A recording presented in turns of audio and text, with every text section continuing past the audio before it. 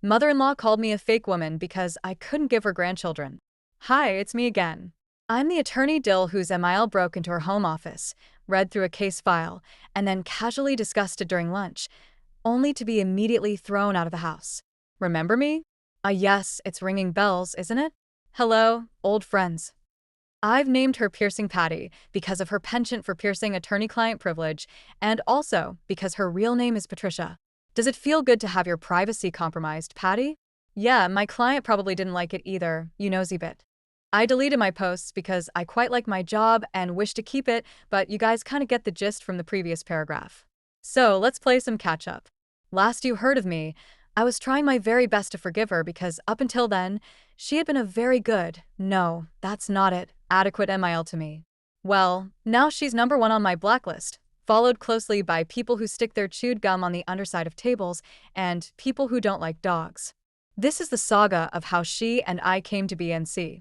It is very long with a lot of moving parts, so I will likely have to break this story into several posts. Piercing Patty, PP for efficiency, has a younger sister, Al, who in turn has a daughter, Sil. Al is a nice lady, but our relationship consists of very polite conversation every other Thanksgiving, so I don't consider us very close. Al and PP live in a southern state. DH and I live in a much larger, more urban coastal state. Sil currently attends college in our city. She is a very bright young woman, and I've grown to be very fond of her. Since we are the only family Sil has in the area, we get the pleasure of hosting her for long weekends during holidays like MLK, when a 3-day weekend is nice, but wouldn't warrant a trip all the way home for a college student. It's great. She gets to do laundry, and I have someone to talk to about my guilty pleasure, celebrity gossip. We feed her. She walks the dog for us sometimes, I treat her to a mani-pedi, and then we send her back with clean clothes and some leftovers. Al has expressed how grateful she is that we open our home to her kid. It's no problem at all, Al. It truly is our pleasure, as your kid is awesome. Well, about 2 months ago, Sil was struck by a drunk driver as she was driving home from class. It was bad. The car looked like a crumpled piece of paper. When I went to the tow yard to get insurance figured out, I saw how her vehicle looked, and it felt like the wind was knocked out of me.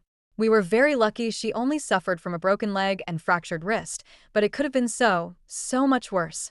I honestly cannot even talk about the accident without devolving into pure, unadulterated rage. Naturally, Al was in a frenzy and needed to see her daughter ASAP. Now, this part is unconfirmed, but the story is that Al was so emotional about the whole ordeal that she asked PP to come along for support. I think the more obvious reality is that PP invited herself along, and Al didn't have the capacity to say no to her because, hello, her child is injured. PP, I'm on to you. All those times I thought I was being paranoid, I wasn't. I see you now, clear as day. You are committed to the long con. I know this won't make sense to you guys yet, but it will in my next few posts. DH and I obviously got to the hospital first. We saw Sil and made sure she was okay. DH stayed with her while the doctors did their doctor things, and I went off to do lawyer things because if you think you can get drunk and T-bone the only other person in my life who even knows the name of all the Kardashians, you've got another thing coming. Al and PP arrived mid-afternoon the next day. They literally booked the next flight out. Cool, I get it. But we did call you guys to tell you that Sil was pretty much A-okay, so maybe you could have slowed your roll a bit and planned this trip a little more carefully. As in, where are you going to stay when you get into town? Al and PP, of course, expected to stay at my house. Why wouldn't they? It's not like I banned PP from it for breaking into my home office and doing something that would get my metaphorical license kicked by the state bar, or anything. But since Sil is in the hospital, I'm the one that's going to look like the jerk for following through with my rules. So, last we left off, there was a small family reunion at the hospital. Sil, DH, me, Al, and the star of our show, Piercing Patty. Al came swooping into the hospital, just Mama and G it up left and right. She was fluffing pillows, talking to doctors, and calling whoever it is you need to call when your kid is hurt. Meanwhile, PP was sitting in the corner, acting really tired. Now, I say, acting really tired because it was her comical adaptation of how a tired person would act. She was dramatically yawning, stretching her arms, and rubbing her eyes. She looked like a French mime. She didn't say it outright, but I knew she wanted to go home with me and DH. Too bad. As soon as I saw that Sil was being cared for by her doting mother, I was ready to peace out. I was wiped. I gave DH the signal we use at cocktail parties to indicate, let's GTFO, and we put on our coats. PP stopped us and had the audacity to say, well, what about me? Uh, what about you, PP? For once, just for once, could you not make this about yourself? Where am I supposed to stay? Don't you creatures live in a cookie tree or something? I paused for a second and realized it's not about me either. Fully ignoring PP, I turned to Al and asked her where she intended to stay. Al told me she planned on staying at the hotel adjacent to the hospital because they didn't rent a car and she wanted to be accessible to her daughter. You know, like a normal person. So there you go, Pages.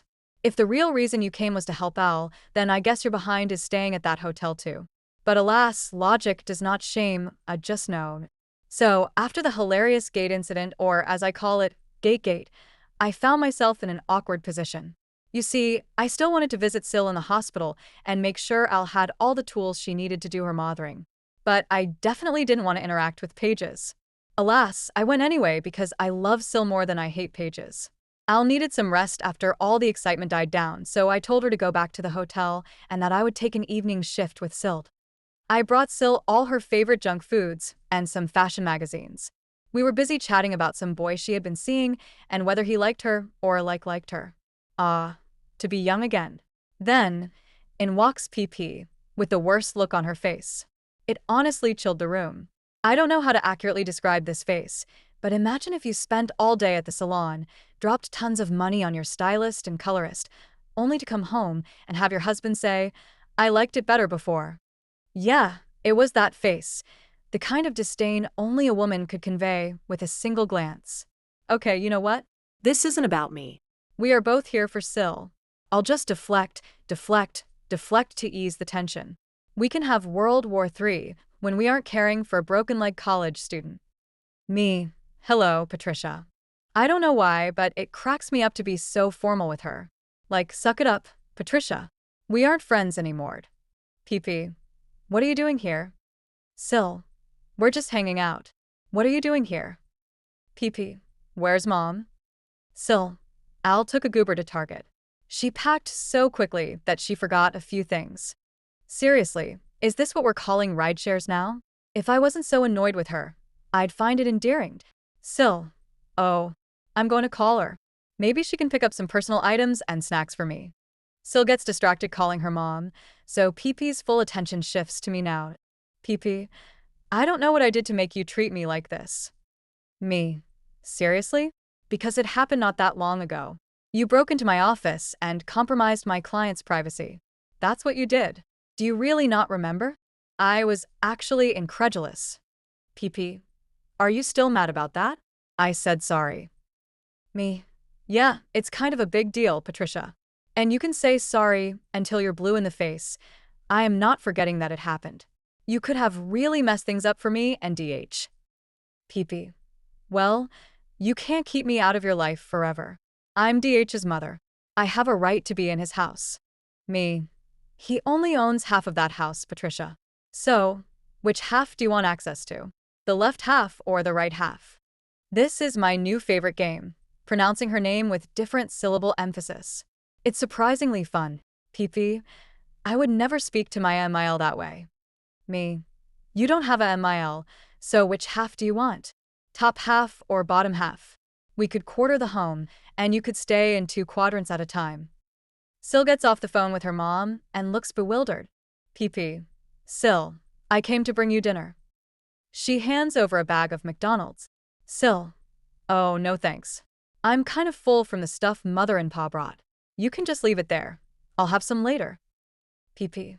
Well, I can't do anything right, can I? Mother and Pa gets to do everything, and I can't do anything. Sil gets the most bewildered look on her face. PP. Go ahead and ruin your body with that junk. She points at the pile of snacks I brought. I'm a mother. I know you need real food to get better. Okay, lady, chill. Chicken nuggets do not have medicinal properties. Then she says it does. Mother and Pa isn't even a real mother. She will never be a mother. She couldn't do what I did. Wow. It was like the world stopped. Sil's eyes teared up. PP had crossed a line, and even Sil knew it. At that point, I began gathering my things. I didn't want Sil to have to bear the brunt of PP's anger any longer. Then it happened. Splash. PP tossed a big gulp-sized cup of Coke at me. First of all, this purse is Yves Saint Laurent, so you're basically dead to me for getting the leather wet. Second of all, you were being so loud a second ago that a nurse poked her head in, saw you assault me with your refreshing beverage, and called security. Sil, clearly distressed, yelled at PP to stop. Security came in, and Sil begged them to make PP leave. I was already on my way out because I needed to mourn the collateral damage of war, that is, my expensive handbag. And then it happened. PP lunged at me. Not to hit me, but to get close enough to point in my face and yell some more. However, that's not how security interpreted the situation. One of the guards armbarred her so hard she fell on her behind. She was told that if she didn't leave immediately, they would call the police. True to her newfound MO, she grabbed one of those pink plastic water cups from Sil's bedside table and threw it at a security guard before bolting out of the hospital. I didn't think she was in any shape to run, but hey, I've been wrong before. It was impressively fast. After the coke-throwing incident, I was driving my sticky self home to DH. When I got there, I explained what happened, then went into my closet, plucked my purses off their shelves one by one until I found the right one, dug into the unlined pocket, lit up one of my emergency cigarettes, and had a long, deep drag. I was so angry and humiliated. PP splashed a drink in my face, like, did I get my own show on the E network? If so, when's the check coming? I've got bags to replace. DH came in and held me for a bit. We talked. I was still trying to understand why she was acting like this. It was so aggressive compared to her past behavior. She was usually just extremely annoying. The physical escalation had me worried. I started to think, maybe it's a brain tumor. I would later learn that her only diagnosis is that she is, in fact, an asshat. The next day, we had lunch with PP before taking her to the airport. DH and I agreed that this was the absolute last straw. We were both tense but determined to stand firm. Over lunch, PP dropped her final bombshell. She hadn't saved for retirement at all. Her entire retirement plan was to move in with us and help take care of our kids. Except, as she now knew, we weren't planning on having biological children. Instead, we were exploring fostering to adopt. When DH told her we weren't going to have kids, the realization hit her like a ton of bricks. Her plan was gone. She had been banking on us needing her as a live-in nanny, which would conveniently allow her to move into our home for the rest of her life. Her desperation to get back into my house finally made sense. She wasn't trying to repair our relationship. She was trying to secure her retirement plan. The sheer audacity of it all was staggering. Bitch, bless him, looked her dead in the eyes and said, "Mom, you cannot live with us. We like our life as it is, and we don't think it's a good idea to share our home." Cue the waterworks. PP burst into loud, heaving sobs, drawing the attention of everyone in the restaurant. And then she said it. "If your wife were a real woman, I wouldn't have to live on the streets in my old age." I froze. The words cut deeper than I expected. I always thought her insults rolled off my back. But this was different. For the first time since my infertility diagnosis, I felt small. I blinked hard to keep the tears at bay, but I knew I couldn't hold them back for long. Before I could respond, DH stood up, threw some cash on the table, grabbed my arm, and led me out of the restaurant. I didn't even get to finish my lunch. My poor club sandwich, 3 slices of bread, a celebration sandwich, ruined. In the car, I broke down. I cried harder than I had in years. But amidst the tears, I felt a strange sense of relief. I knew we were done. There was no coming back from this. When we got home, I told DH no more. I blocked PP on everything. I informed the gate guards to call the police immediately if she showed up again. I told DH she needed to get her own phone plan, and any trips to her state would not include me. I wasn't sending her another penny, and if DH wanted to, it was coming out of his discretionary budget. He agreed. That was months ago, and her name isn't even whispered in our house anymore. DH doesn't talk about her, though I'm sure she's been begging him for more money. I don't think about her unless I'm reliving this saga with you all. Now we're focusing on getting approved to become foster parents. I can't wait to open my home to kids who need it. PP may have tried to break me, but she failed. I'm a real woman, damn it, and I don't need her approval to prove it.